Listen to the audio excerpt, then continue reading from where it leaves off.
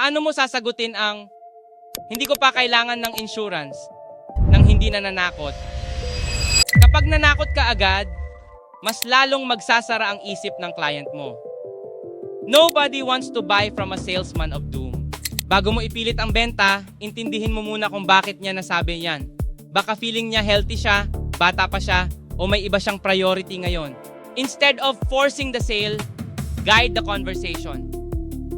Sabihin mo ng kalmado, "Gets ko po, sir. Usually naman talaga, nakakaisip lang tayo ng insurance kapag kailangan na natin. Pero ang purpose po kasi ng insurance is to prepare habang healthy at qualified pa kayo. Isipin mo to, parang payong. Hindi ka naman bumibili ng payong kung kailan basang-basa ka na sa ulan.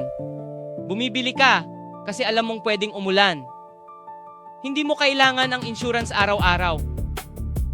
Pero kapag dumating yung araw na kailangan mo siya, malaking bagay na meron ka. So next time na sabihin niyang, hindi ko pa kailangan, itanong mo to ng may ngiti.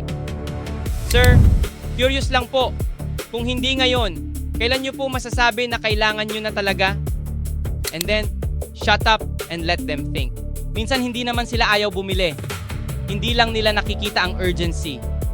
Ang trabaho natin bilang FAs ay hindi takutin sila, kundi ipaalala na preparation is always better than regret.